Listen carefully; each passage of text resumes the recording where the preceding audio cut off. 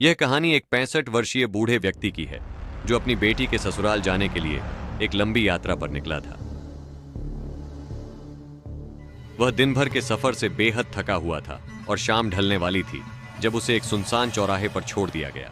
उस चौराहे से उसकी बेटी का गांव 9 किलोमीटर दूर था। आसमान में सूरज धीरे धीरे डूब रहा था और ठंडी हवा बहने लगी थी।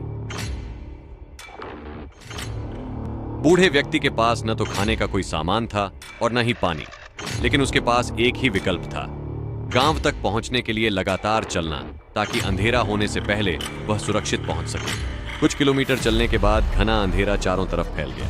थका हुआ बूढ़ा व्यक्ति धीरे धीरे चल रहा था और उसे कुछ राहत की उम्मीद थी। उसने सोचा, काश मुझे रास्ते में कोई घर मिल जाता तो मैं कुछ पानी या खाने के लिए मांग सकता। उसी समय उसे दूर से एक हल्की रोशनी दिखाई दी।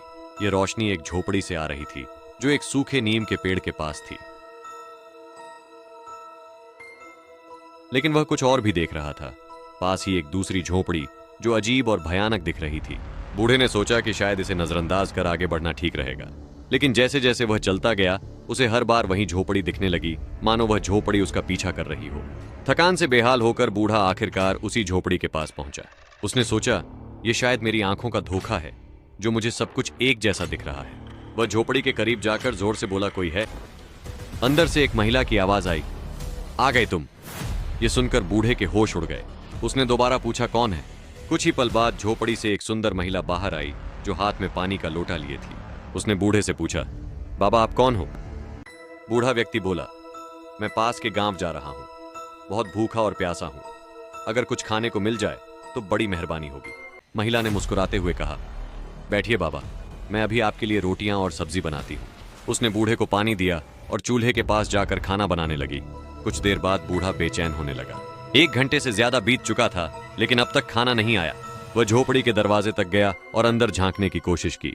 अंदर का दृश्य देखकर उसके होश उड़ गए।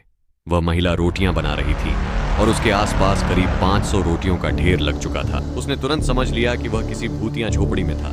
डर के मारे वह जान बचाकर वहां से भागने लगा। झोपड़ी के पीछे से एक भयानक चीख गूंज उठी और उसकी रफ्तार बढ़ गई, लेकिन डर के मारे उसकी सांसें फूल गईं और वह वहीं बेहोश होकर गिर पड़ा। वहीं उसकी मृत्यु हो गई। इस कहानी से यह सीखने को मिलता है कि कभी कभी हमारी आंखें जो देखती हैं वह वास्तविकता से परे हो सकता है।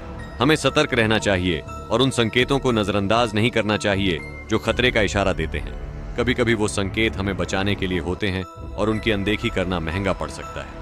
इसलिए अपने इर्द गिर्द के वातावरण को समझना और उसकी गहराइयों में थोड़ा और झांकना जरूरी है। इस अनुभव से सीखने वाला हर व्यक्ति खुद को अधिक सतर्क और तैयार महसूस करेगा। जीवन में जो भी घटनाएं होती हैं वे हमें एक नई दृष्टि और समझ देती हैं। कभी कभी हमें अपने डर का सामना करना पड़ता है ताकि हम सच्चाई को जान सकें, और जब हम अपनी सीमाओं को पार करते हैं तब हमें नए अनुभव और ज्ञान की प्राप्ति होती है। इसलिए हमें कभी हार नहीं माननी चाहिए, बल्कि अपने अनुभवों से सीखकर आगे बढ़ना चाहिए, क्योंकि हर अनुभव, चाहे वह कितना भी भयानक क्यों ना हो, हमें मजबूत